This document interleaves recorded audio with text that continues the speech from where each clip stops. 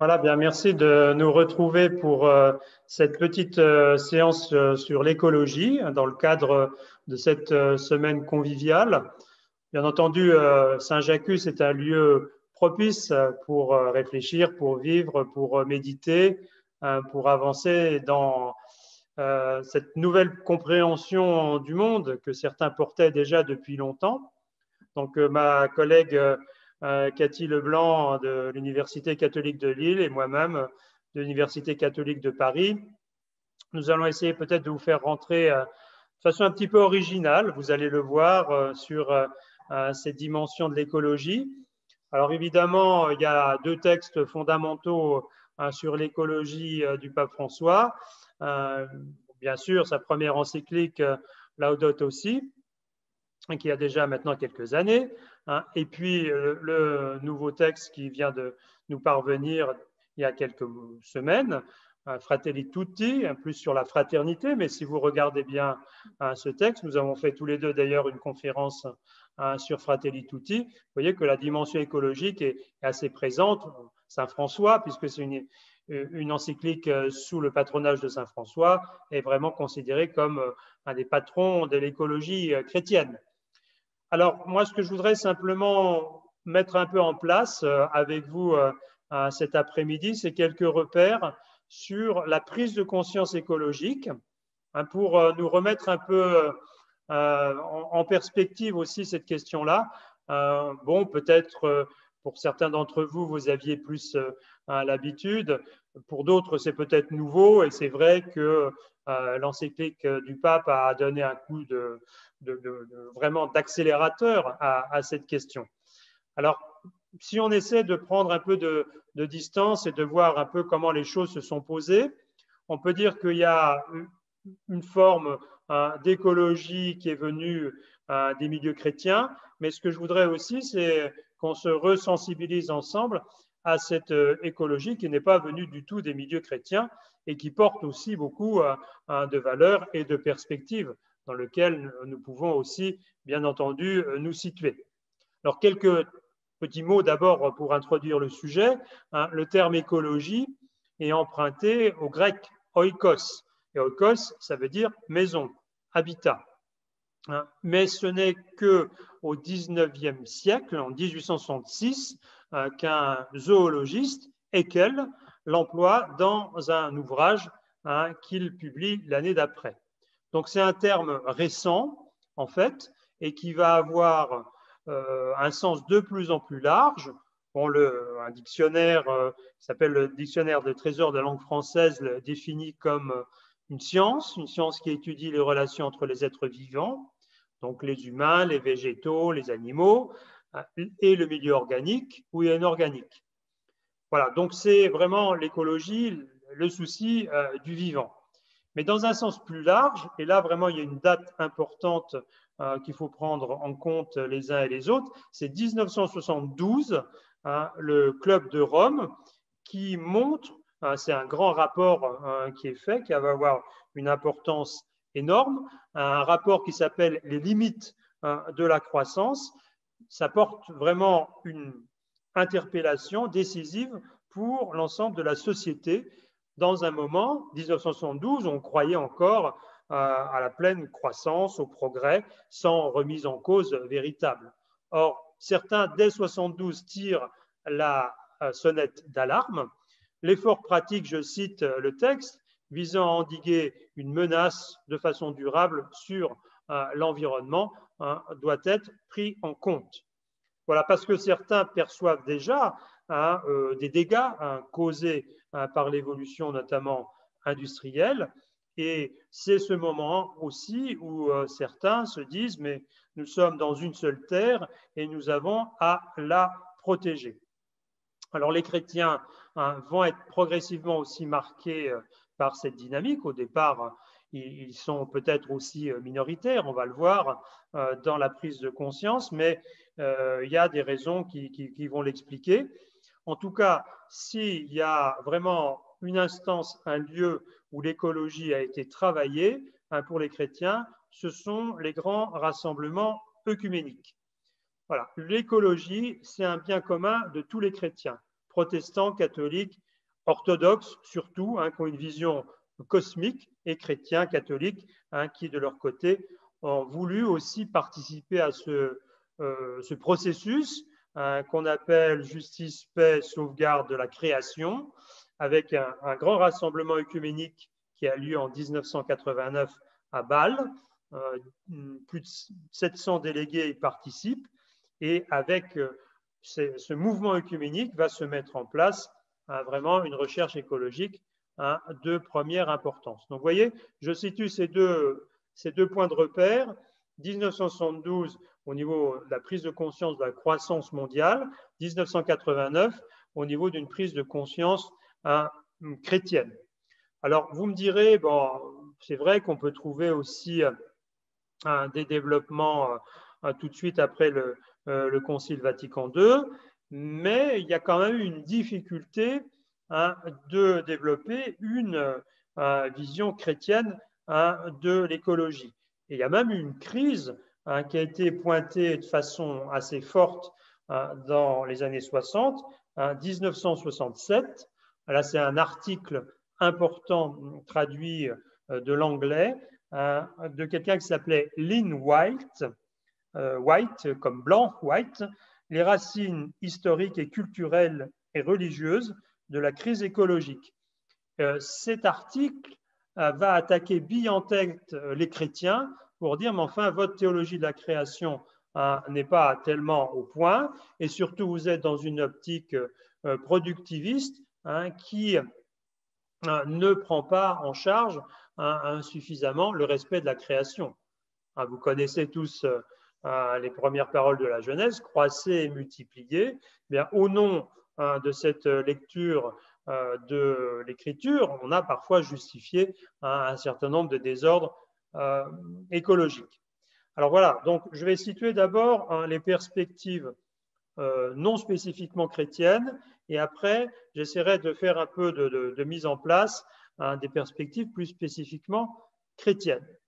Alors dans les perspectives non chrétiennes, il y a une première perspective, une première démarche qui est multiséculaire et qui se situe dans le cadre de polémiques et de critiques philosophiques ou politiques relatives au développement des sciences et des techniques. Bon, ça, c'est quelque chose d'assez classique, où on remet en cause le technicisme, le machinisme dans la croissance des civilisations, plus récemment peut-être aussi le nucléaire, les dangers chimiques, les manipulations sur toutes les formes du vivant. Donc là, cette première démarche assez classique, non spécifiquement chrétienne, dit, mais pour arriver à un équilibre global, il faut faire très très attention à ces points centraux que sont l'apologie de la technique au XIXe siècle du machinisme, faire attention aussi aux désordres liés à l'utilisation du nucléaire, les aspects chimiques, les manipulations de toutes sortes. Deuxième démarche, vous voyez, je vais donner simplement des grandes lignes pour qu'on puisse après discuter pour ce qui vous semble le plus important et peut-être le plus nécessaire à prendre en compte. C'est une démarche attentive aux conséquences du développement des civilisations sur la nature. Donc là, c'est la prise en compte des multiples dévastations du milieu par les activités humaines. Et là, on voit très bien que dans cette perspective-là, qui est une perspective moins centrée sur la technique, on voit que la nature devient incapable de se régénérer, ce qui va provoquer chez beaucoup de citoyens ou de personnes tout simplement un engagement militant pratique. Ça peut prendre une grande forme de propositions, d'actualisation. Certains sont dans ce secteur depuis les années 70. Pour donner un seul nom, le philosophe aussi, qui était le philosophe de la technique, qui s'appelait Jacques Ellul, dans les années 70, reprend toute une forme de militantisme écologique qui existait déjà auparavant, qu'il avait développé en fait dès les années 30, et met en place autour de Bordeaux des actions citoyennes pour favoriser justement le respect de la nature.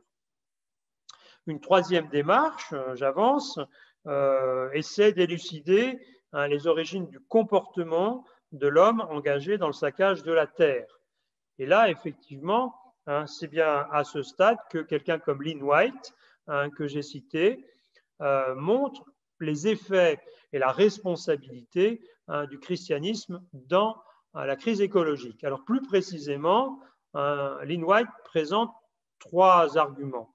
Le premier, c'est que le christianisme a voulu prendre la main sur tout, sur le paganisme, l'animisme, certains éléments de la nature, les minéraux, sans les végétaux, sans respecter ce qu'ils étaient et en ne voyant pas aussi qu'ils étaient peut-être un reflet de la présence divine. En tout cas, qu'il fallait apprendre à se concilier, se ménager les éléments. Voilà, donc en détruisant le paganisme, je le dis un peu autrement, le christianisme a vidé la nature de sa divinité, d'esprit protecteur. Et on est rentré dans ce que vous connaissez, une exploitation effrénée de l'environnement. Par ailleurs, mais c'est aussi là le deuxième argument de Lynn White, Dieu a créé la nature doit aussi révéler la sagesse divine. Et là, c'est le rapport qu'il faut inverser, ce n'est pas simplement un Dieu qui encadre, qui organise l'ensemble de la nature, c'est la nature qui nous révèle Dieu. Aujourd'hui, on le comprend mieux, on le sait mieux, il suffit ici de se promener à Saint-Jacques pour être aussi frappé par la beauté de la création. Et cette beauté de la création nous renvoie peut-être à la beauté du Créateur.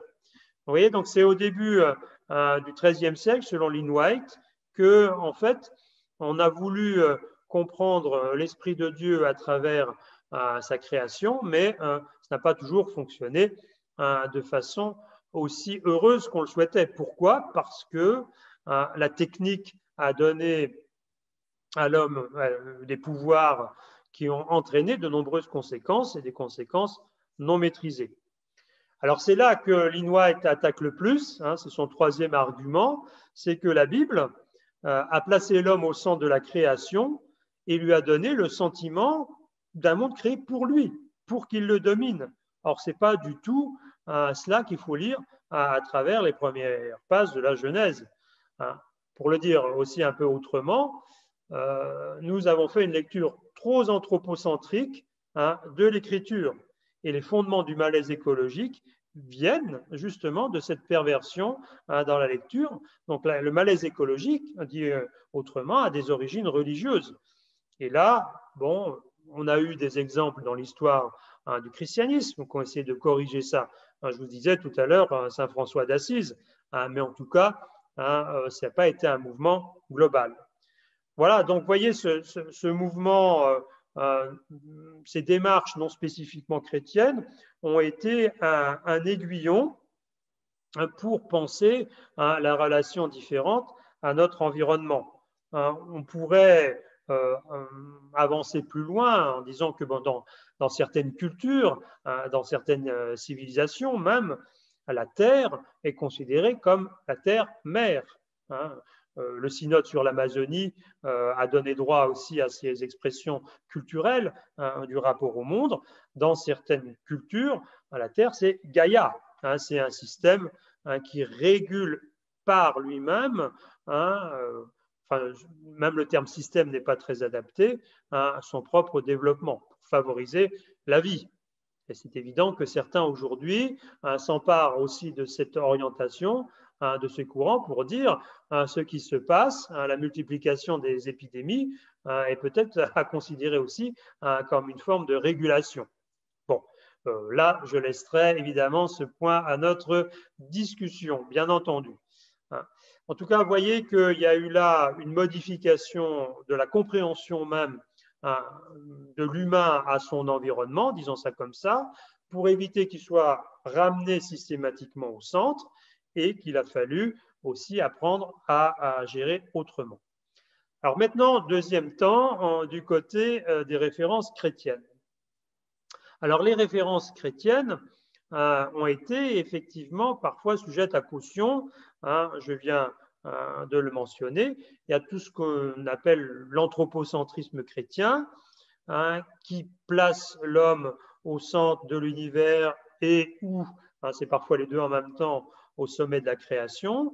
La nature est faite pour l'homme, qui la garde en fonction de ses besoins, mais les hommes, dans l'espace et dans le temps, doivent en user avec modération. Et souvent, ce qui manque, c'est effectivement cette modération. Ils doivent aussi respecter l'environnement avec justice, parce qu'ils doivent le considérer comme œuvre de Dieu. Mais voyez bien que se définir soi-même comme créature de Dieu sans prendre en charge aujourd'hui les relations avec tout ce qui nous entoure, ça peut être complexe. Alors, ce premier courant d'anthropocentrisme a été contrebalancé par un deuxième courant qu'on pourrait qualifier de franciscanisme. J'ai évoqué tout à l'heure Saint François d'Assise.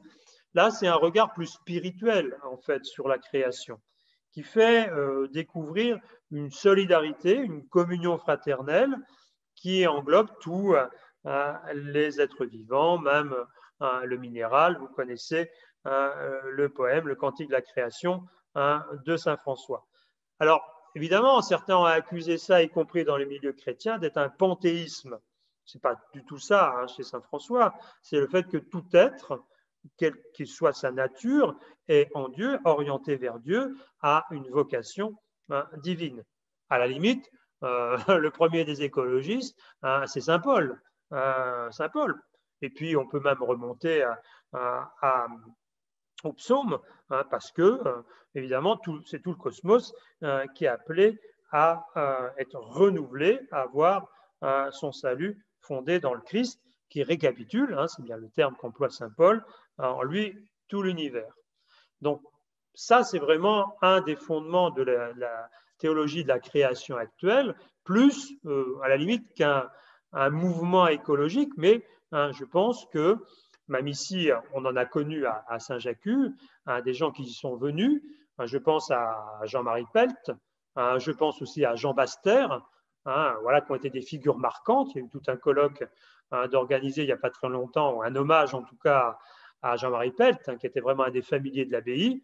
Eh bien, on a trouvé chez ces hommes, d'ailleurs, Jean Baster, c'était aussi sa femme, mais des représentants de ce courant de respect de la création.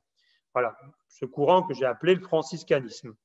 Le troisième courant, c'est plutôt celui centré sur l'idée de co-responsabilité. L'écologie chrétienne, c'est une co-responsabilité à partager. C'est-à-dire que nous devons, les uns les autres, assumer cette mission d'entretien et de gardiennage. Gardiennage de ce qui nous a été donné, co-responsable de cette alliance et de la promesse divine. Là, on voit qu'il y a différents représentants aussi. Je pense à quelqu'un qui s'appelle Douglas Hall, Douglas John Hall, qui, dans un livre un peu important qui a été traduit au CERF, dans la collection Cogitatio Fidei, un livre qui s'appelle Être image de Dieu, essaie de montrer cette communion avec toute la terre dont nous avons à être solidaires. Je cite cette tâche qu'il exprime très bien, tâche de préservateur, de conservateur et de co-responsable de la nature. Nos motifs d'agir en matière de préservation ne doivent pas être uniquement utilitaires, dit-il. Plutôt, nous devons être préservateurs et conservateurs de toute vie. Nous avons pour mandat une sorte de responsabilité sacrée. Voilà, donc je trouve que les caractéristiques ici sont assez bien posées. D'une part, c'est la responsabilité pour l'homme d'être image de Dieu dans sa création et apprendre à être, pour Hall, gardien de cette création. On emploie le terme de stewardship, peut-être même qu'au-delà d'ailleurs du rôle de gardiennage, de préservation et de conservation, il y a l'idée d'un service humble assumé par les chrétiens au sein de la création. voyez, donc, le tableau en fait de l'écologie est beaucoup plus complexe, hein. Je ne rentre pas ici dans les débats, on y viendra peut-être après, si vous avez envie de rester un peu de temps avec nous, sur ce qu'on appelle l'écologie profonde, l'éthique de l'environnement, l'économie écologique. Enfin, il y a de nombreuses variantes. Et d'ailleurs, les lignes directrices, les démarches que j'ai évoquées tout à l'heure se panachent et se combinent souvent les unes avec les autres. En tout cas, c'est un secteur à part entière aujourd'hui.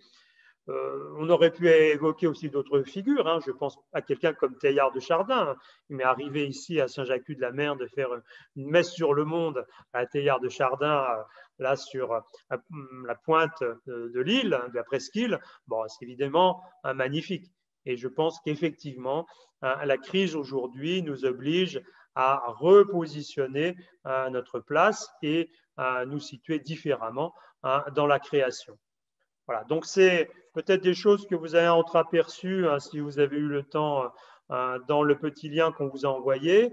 C'était une soirée de méditation qui a été proposée par la famille assomptionniste, justement à partir de Fratelli Tutti, de l'encyclique du pape, en reliant à Laudato Si, pour voir comment est-ce que les uns et les autres peuvent être acteurs sur place, là où ils sont, de la création et de ce respect dans l'humilité, dans le service de ce qui nous entoure.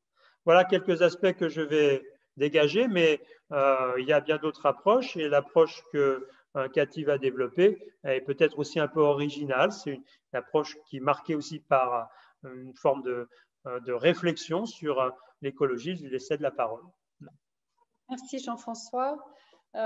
En effet, donc, moi je vais essayer de montrer qu'il est nécessaire d'avoir une certaine conscience et une conscience qui est une conscience poétique pour pouvoir s'engager dans l'écologie, c'est-à-dire aussi s'émerveiller de la création, s'émerveiller des éléments naturels et donc les respecter, avoir une certaine déférence par rapport à eux. Alors, qu'est-ce que ça veut dire et de quoi est née l'absence, de quoi résulte l'absence de cette conscience poétique? Eh bien, l'absence de cette conscience, elle se fait naturellement sous l'effet de la technique. Donc, la technique, c'est un thème qui sera abordé notamment par un philosophe allemand qui s'appelle Martin Heidegger, qui a travaillé beaucoup sur l'ontologie, sur l'être, et donc qui va faire une analyse de la technique dans les années 50. La technique dispose d'une efficacité qui l'amène à redéfinir le paysage naturel et à renverser les rôles. C'est-à-dire que la nature n'est plus la mère de toutes choses, mais au contraire, c'est l'homme, par son efficacité, par ses techniques, qui va se faire maître du monde.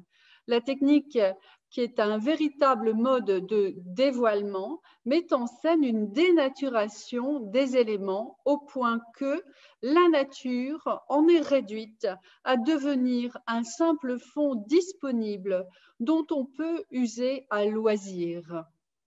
Donc, l'image qui était utilisée par Heidegger, c'était celle du Rhin, et il s'appuyait pour cela sur un hymne de Hölderlin, la Germanie, le Rhin. Le Rhin, ben voilà, il y a un très très bel hymne poétique de Hölderlin qui s'émerveille de ce fleuve. Et Heidegger dit, mais voilà, sous l'effet de la technique, on va poser une centrale sur le Rhin, et le Rhin n'est plus que, en fait, une force motrice, ne devient plus qu'une force motrice. Donc, c'est un petit peu le problème de la technique, c'est d'occulter finalement l'intensité poétique de la nature. On parlera, bien sûr, dans la postmodernité, de désenchantement du monde. Et j'aimerais, pour introduire un peu mon propos, parler d'un philosophe heideggerien qui a beaucoup travaillé sur cette thématique. Il s'agit de Michel de Guy. Alors, Michel de Guy a, outre signé donc, des articles dans l'Universalis, réalisé un ouvrage qui s'appelle « La faim dans le monde », la faim F-A-I-M, la faim dans le monde. Cet ouvrage s'inscrit dans notre questionnement puisque si la nature en est réduite à un fonds disponible, alors elle devient épuisable et l'on parlera d'elle en termes de ressources non renouvelables. Et je pense notamment à l'énergie fossile. À quoi il faut ajouter aujourd'hui l'utilisation de cultures comme carburant propre. Donc cette utilisation concerne aussi l'huile de palme que l'on produit en Amérique du Sud en détruisant de grandes forêts. C'est le problème de l'Amazonie également. La question de la nature devient ici aussi celle du développement durable et c'est bien le problème de la fin radicale qui menace.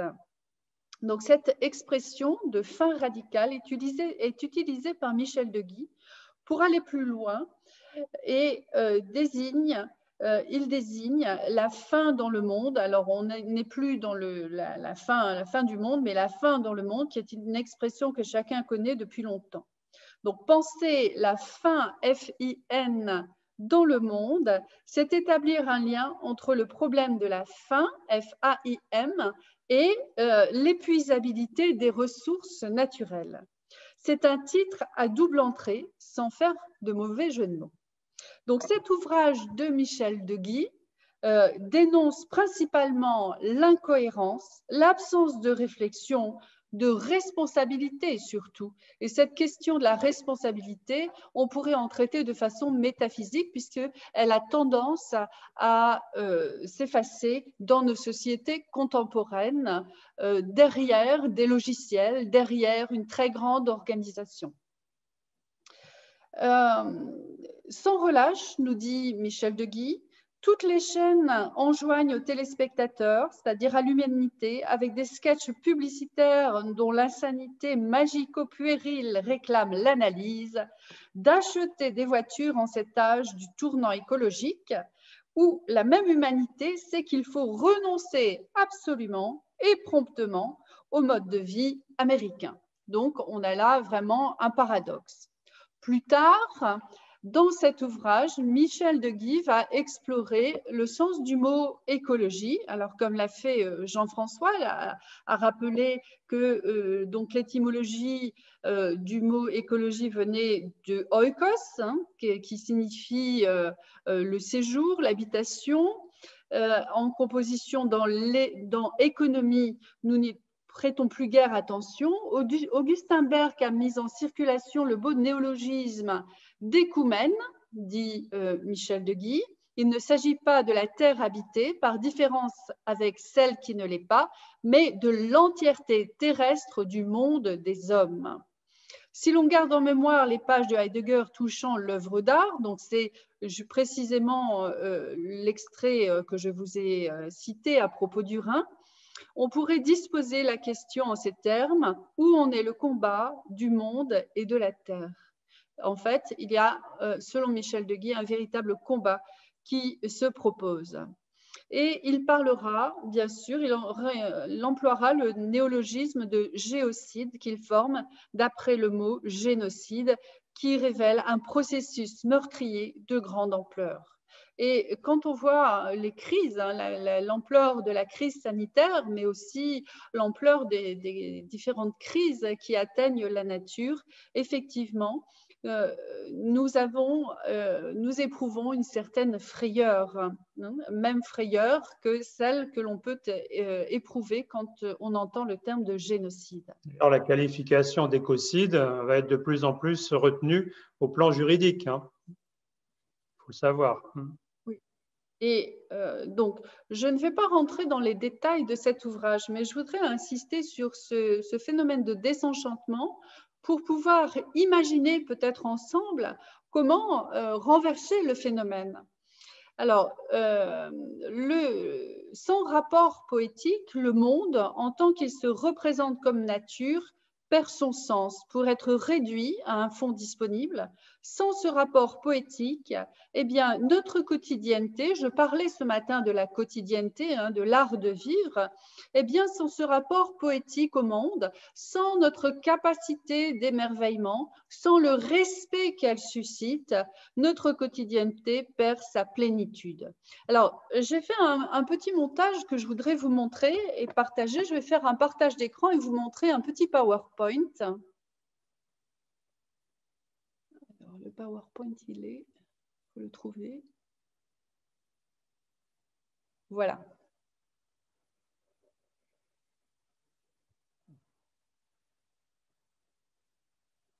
Voilà. Alors, qu'est-ce que vous voyez? Qu'est-ce que vous voyez?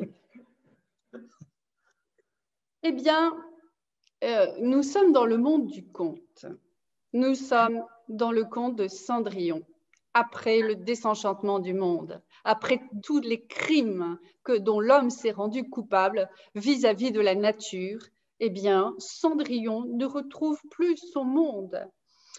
Au lieu d'être au bal avec le prince charmant, elle se retrouve dans un bar, entourée d'hommes fatigués, avachis et pire, buvant de la bière. Le poétique fuit son cadre. Le rêve a disparu. Le bal est devenu bar. Cendrillon est le conte de la métamorphose. Et c'est bien une métamorphose qui va avoir lieu dans la nature en raison du règne de la technique. La sacralisation disparaît. Alors, que faire pour remettre cet univers du conte à la disposition de la quotidienneté? C'est une question que je laisse ouverte. Regardons maintenant un autre petit extrait, une autre image. Voilà. Alors, de quoi s'agit-il? Nous sommes toujours dans le désenchantement du monde. Vous voyez, ça nous fait rire en plus. Alors, vous avez reconnu Blanche-Neige, et encore, on se demande si c'est vraiment Blanche-Neige. Elle n'a pas de sourire, cette Blanche-Neige. Elle n'est plus la petite fée du foyer, entourée de ces nains que l'on découvre avec beaucoup de curiosité dans le conte, tant leurs tempéraments sont différents et complémentaires à la fin. Cette vision du monde s'efface derrière un quotidien à l'allure absolutely détestable. Les nains sont devenus des enfants très à charge. Quant au prince, il est confortablement installé devant la télévision. Lui aussi, il boit de la bière. Une canette de bière à la main. Et à proximité, regardez bien, c'est encore pire que vous ne croyez, un paquet de chips dont certaines sont tombées sur la moquette et sont grignotées par le chien. On constate aussi que le soin a disparu de la maisonnée, le sacré n'y est plus. Bon, Blanche-Neige et les 7 nains, c'est vrai que ça peut être la maman, la mère de famille et ses enfants au foyer. Et là, il n'y a rien de merveilleux. Nous sommes dans le cadre d'une routine, nous sommes en dehors de la conscience poétique, de cette même conscience qui nous porte à vénérer la nature. Bon, j'en ai une autre à vous montrer. J'ai vu le petit chapeau rouge. Alors, voilà. Nous avons beaucoup parlé ces derniers temps de l'univers des EHPAD. Les EHPAD. Et sur cette image, vous voyez la Belle au bois dormant. Que se passe-t-il? C'est la temporalité du conte qui disparaît. Pourquoi? Eh bien parce que le prince, vous l'avez vu, on le reconnaît grâce à son vêtement, le prince a beaucoup vieilli alors que sa belle est endormie dans un sommeil éternel, dans son éternelle jeunesse. Donc il y a un décalage qui se produit. Il est au chevet de sa dame, il a vieilli d'un demi-siècle, le cadre a perdu son attrait, on se retrouve dans une maison de retraite et le prince, perclus de rhumatisme, désespère, le merveilleux est dissous. Le merveilleux a disparu. Voilà, la crise écologique. Alors, la suivante nous parle eh bien, de la guerre. Nous sommes ici dans un autre conte, celui de Aladin et la lampe merveilleuse. Donc, nous sommes en Irak, où se passe le conte. Aladin s'est féminisé. Les femmes portent des kalachnikovs, ce qui accentue le contraste avec le monde qui l'environne. C'est une belle jeune femme qui, malheureusement, au lieu d'avoir un joli collier de perles ou d'émeraudes, eh bien, porte un collier de cartouches qu'elle va placer dans sa kalachnikov. Nous sommes donc dans l'univers de la guerre. Aladdin porte un fusil automatique et des bombes explosent en arrière-plan. Le génie a disparu, la magie du lieu, cédant la place à la barbarie humaine, fruit de la technique, eh bien, prévaut sur le reste du monde. Et vous voyez que cette nature est elle aussi malmenée. Que fera-t-on de tous ces pays où sont tombées tant de bombes, où les déserts, où les lieux de nature absolument merveilleux sont absolument gavés de bombes antipersonnelles et de vestiges des guerres. Alors, je vais maintenant vous parler des perturbateurs endocriniens. Voilà.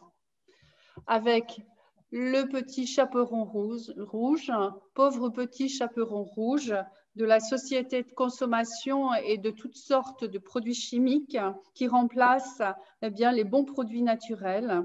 Elle est victime d'obésité et de la société de consommation à outrance, c'est-à-dire qu'elle n'est plus dans la mesure du monde, elle n'est plus au diapason de la nature. L'action eh bien, morale qui consistait à braver le danger pour aller soigner la grand-mère a cédé la place à la surconsommation. Le souci donc du soin, le souci d'autrui disparaît et elle est malheureusement prisonnière d'elle-même dans la forêt. Le petit chaperon rouge a mangé toutes les galettes, le beurre et eh bien, elle mange toutes sortes de pâtisseries industrielles en buvant bien sûr du Coca-Cola. Et alors j'ai gardé le plus tragique pour la fin. Vous êtes prêts?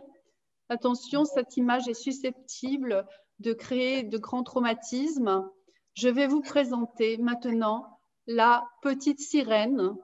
Dis-moi ce qu'il en reste.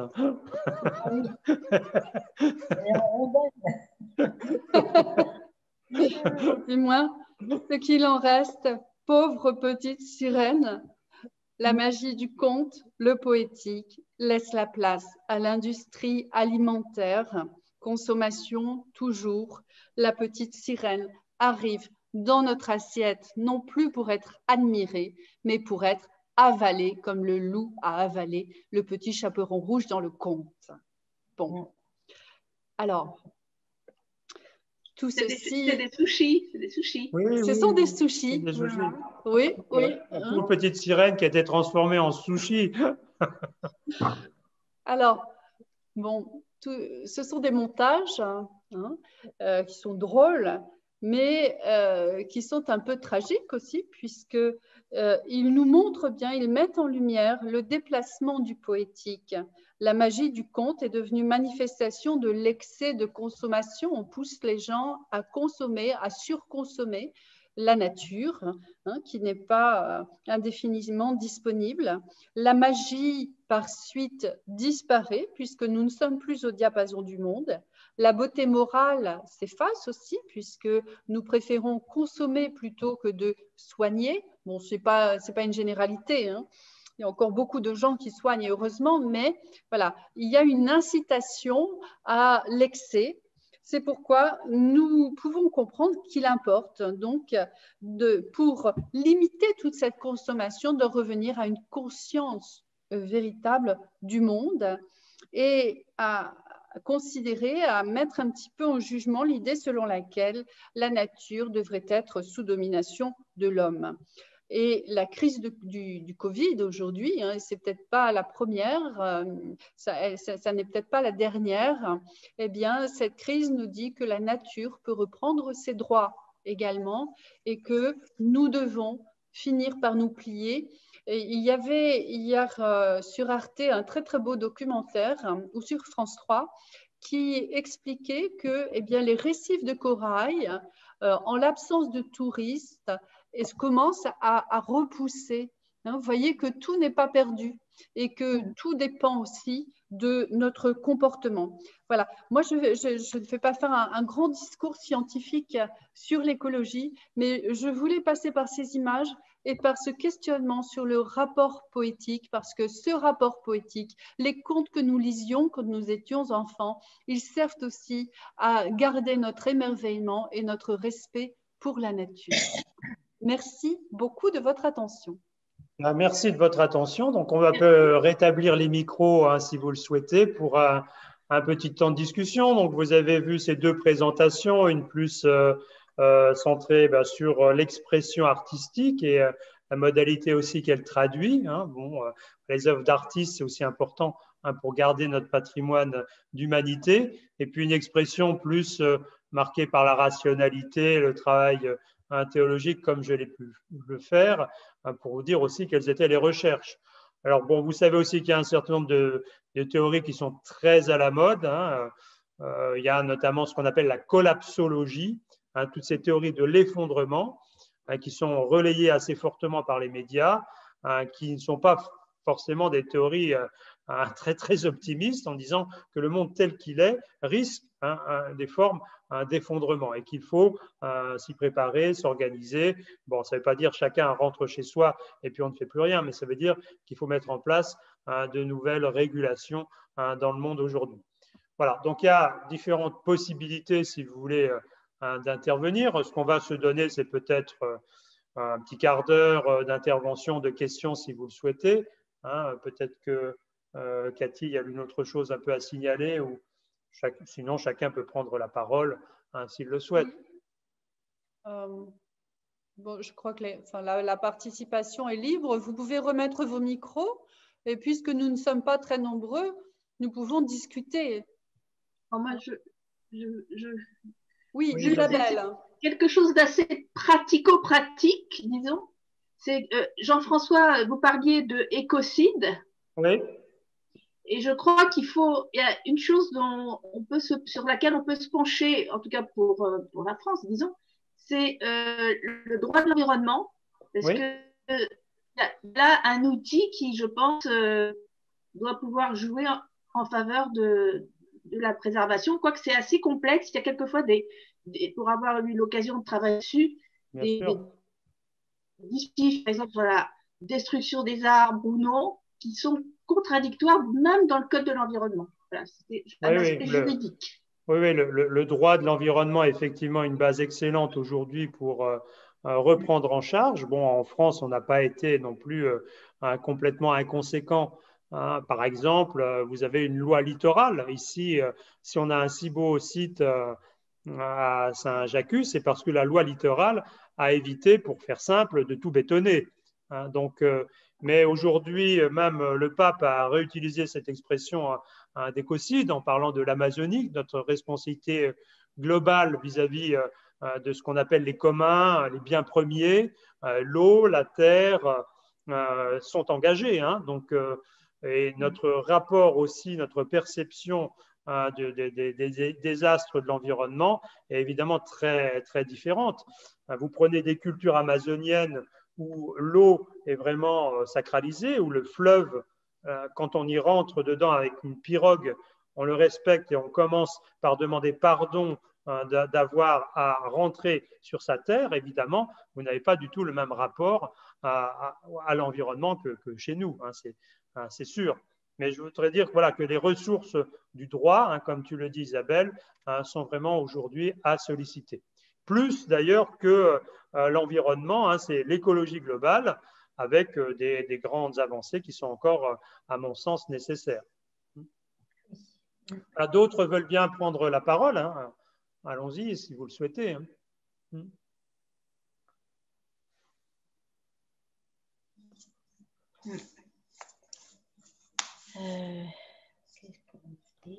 Moi, j'aimerais bien connaître vos réactions par rapport à cette idée de conscience poétique.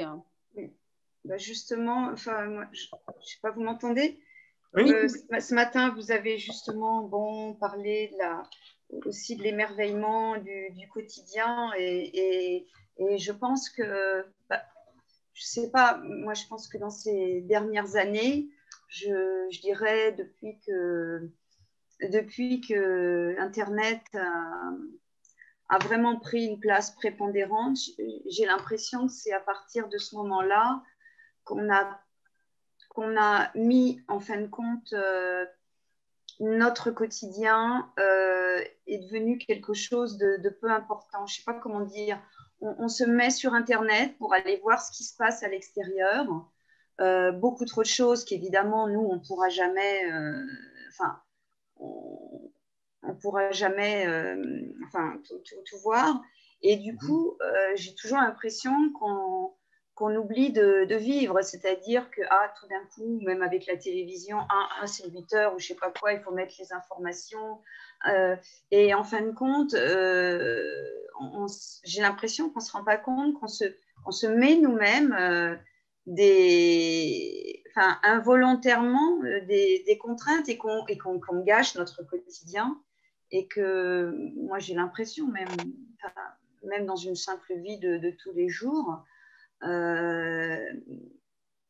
j'ai l'impression que le fait qu'on veuille aller voir tout le monde extérieur nous empêche justement maintenant de vivre dans notre monde du quotidien.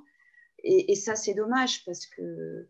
Et je trouve que finalement, moi, j'ai l'impression qu'avec le confinement, dans un sens, ça peut nous replacer si on a quelque chose de positif à voir là-dedans, avec notre environnement proche, notre quotidien, ou le fait que, par exemple, on a des voisins, que ceux-là, on peut peut-être encore voir parce qu'on ne peut pas aller voir ceux qui sont loin, et que c'est peut-être une façon, justement, un bien contre un mal. Enfin, moi, je vois ça comme ça.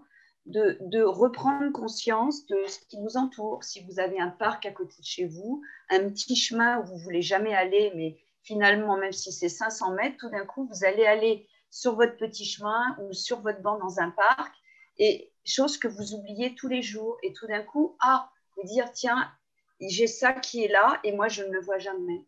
Et je trouve que le Covid, si on peut dire, nous a ramené peut-être à notre environnement et aussi peut-être à nous-mêmes. Alors, je sais bien que effectivement, si on écoute les informations et tout, de nouveau, on vous replonge sur l'extérieur, vous ne savez plus où aller. Mais moi, je trouve que si on sait donner une certaine place à tout ce qui se passe à l'extérieur, peut-être le bien, ça aurait été de nous donner conscience que notre vie, elle est quand même là tous les jours. Et je pense qu'on l'a oublié. Voilà. Et que peut-être c'est quelque chose de bien. Enfin, voilà. Le redécouvrir, en tout et cas. réapprendre à communiquer avec les autres, avec plus simplement, faire des choses plus simples et évacuer certaines choses dont on n'a pas besoin. C'est aussi ça la question de la technique. En fait, c'est un fonctionnement qui va nous absorber et que nous ne maîtrisons pas.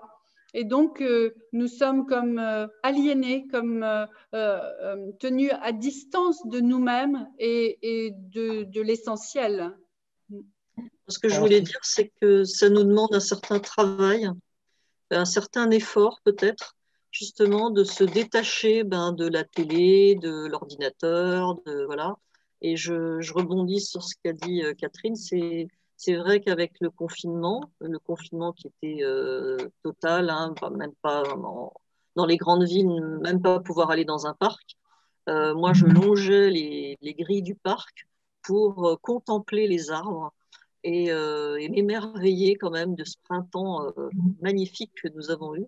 Et oui, effectivement, redécouvrir voilà, la chance qu'on a de voir quelques fleurs, de voir quelques arbres, et quand les parcs ont rouvert, de pouvoir en profiter, effectivement, de ne pas se laisser non plus happer par les mauvaises nouvelles, et de garder aussi la foi, de se dire l'espoir, il est là, ne pas lâcher l'espoir, ne pas se laisser plomber comme ça par l'avalanche des chiffres de décès, d'hospitalisation, enfin c'est terrible. Hein.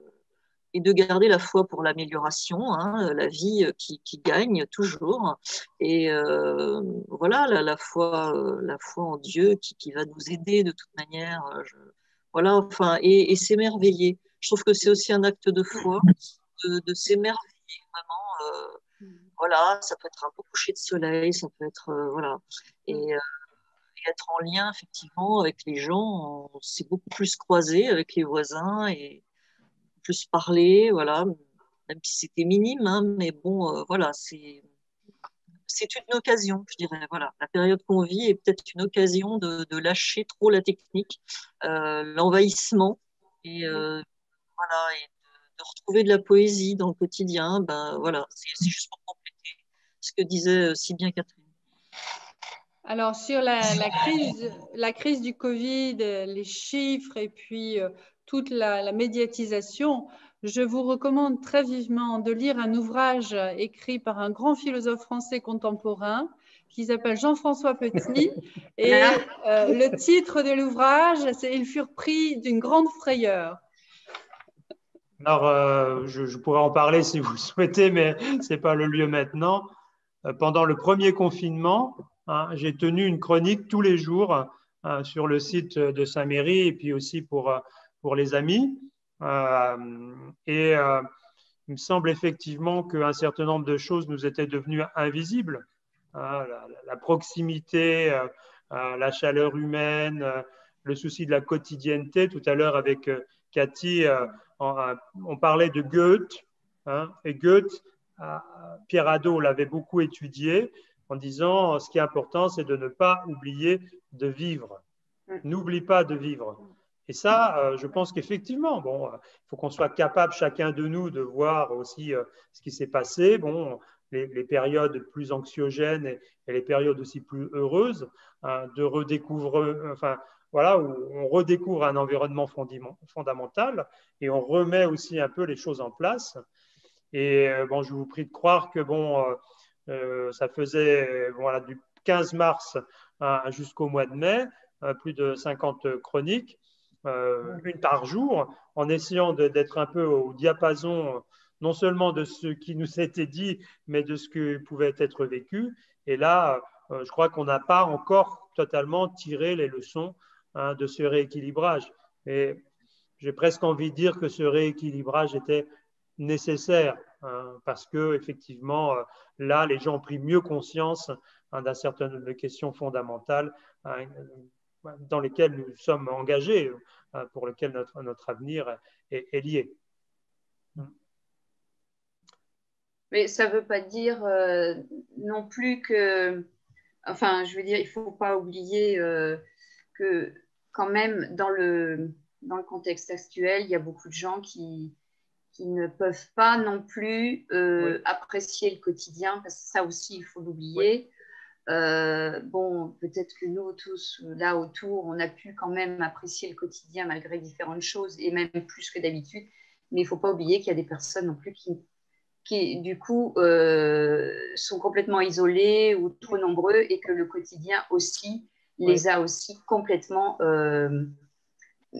mangés, non pas venant de l'extérieur. Là, c'est pas l'extérieur qui les a pris, mais c'est de l'intérieur.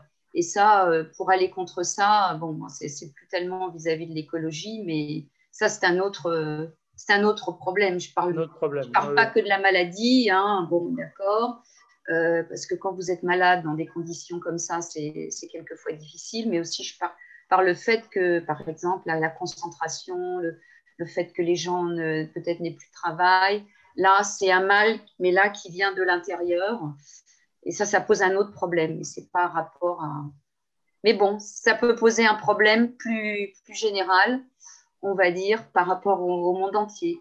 Qu'est-ce qui se passe quand on est en crise, comme par exemple en Afrique, si on est tout le temps en crise, qu'est-ce qui se passe? Peut-être que là, on va avoir à réfléchir par rapport à ce qu'on disait tout à l'heure, qu'on utilise toutes les ressources de la Terre, comment après répartir, si on doit toujours faire face à des crises, comment après répartir les choses d'une façon égale. Enfin, je ne sais pas comment dire. Plus équitable. Oui, plus équitable. Mais ça, c'est un grand débat et je ne sais pas, c'est complexe.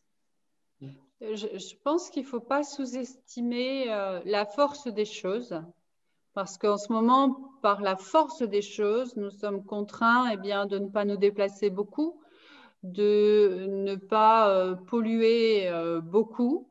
Et on voit que la nature reprend un peu le dessus, il y a des écosystèmes qui se recréent.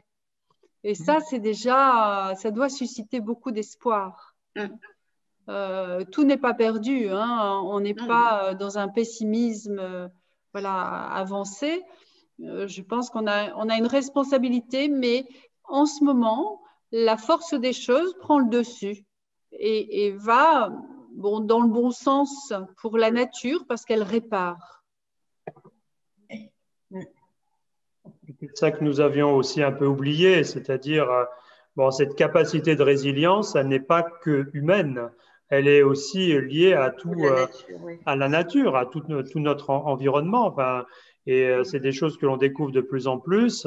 Moi, j'ai participé à un colloque aussi sur un peu la question de l'environnement, de la création avec Teilhard de Chardin, que j'ai cité tout à l'heure. Il y avait un vétérinaire qui est vraiment très, très conséquent sur le rapport de l'homme à l'animal et lui-même étant bouddhiste, montre que nous avons tout à fait à repenser à nos interactions avec tout ce qui nous environne, y compris et d'abord peut-être aussi les animaux. Mais quand on est ici devant un écosystème comme celui de Saint-Jacques, non seulement on est un peu rempli d'admiration, mais on dit que la nature est en train de se réparer aussi, de se régénérer dans ce temps qui était un temps aussi marqué par, faut le dire, de grandes pollutions. Il y a quelques années ici à Saint-Jacques, il y a eu tout un débat sur l'avenir de la santé publique et sur le problème, rappelez-vous, des algues vertes, des pollutions qui se déversent. Et puis, avec ce célèbre exemple, il n'y a pas si longtemps, d'un cheval qui était complètement asphyxié parce qu'il était tombé dans un trou. Le cavalier lui-même avait failli périr à cause des algues vertes. Donc, vous voyez qu'on est capable aussi de prise de conscience. Moi, c'est ça que je trouve quand même heureux dans les difficultés actuelles, mais que nous n'avons pas encore terminé d'avancer dans ces prises de conscience. En fin de compte, la prise de conscience, elle vient par les obligations, quoi. Sans ça, je pense que l'être humain est quelque part assez laxiste. Enfin, c'est que quand on est forcé, que finalement, Oui, dans l'adversité, effectivement, on trouve des modalités. Courage. Et c'est pour ça que, Cathy pourrait le dire mieux que moi, tous ceux qui sont passés par des épreuves fortes, parce que il y a vraiment tout un travail à faire aussi par ceux qui sont passés par le feu, donc au plan personnel, au plan collectif, par exemple pendant la Seconde Guerre mondiale, ont développé aussi une modalité de présence au monde qui était sans doute plus équilibrée, disons ça comme ça. Mais c'est peut-être ça aussi qui nous a manqué dans les générations ultérieures, cette absence de sagesse liée à des expériences fortes. C'est un petit peu comme si l'homme était en train de découvrir, de redécouvrir l'humilité. La nature lui rappelle en ce moment qu'elle est plus forte et que l'homme fait partie d'un ensemble plus grand que l'ensemble qu'il a lui-même créé. Voilà, peut-être, je ne sais pas s'il y a d'autres… Isabelle avait… Oui, Isabelle. Je voulais quand même juste dire que l'outil informatique est magnifique et d'ailleurs on le voit ici. En même temps, bon, on voit ce qui peut se passer bientôt en Chine, la reconnaissance faciale. Bon, c'est aussi un autre aspect de l'écologie qui, à mon avis, doit être à considérer. Bon, on n'en parlera pas maintenant, mais on aimerait mieux quand même être avec vous en vrai. Et c'est parce que justement, c'est parce que à cause de cette épidémie, enfin, à cause de donc c'est vraiment parce que c'est bien de discuter aussi par écran, mais en vrai, ça serait quand même mieux. Oui, mais ça pourrait être pire. On pourrait ne pas pouvoir être en rapport les uns avec les autres. Et je pense qu'il faut rester positif et il faut voir ce qu'on arrive à réaliser malgré tout.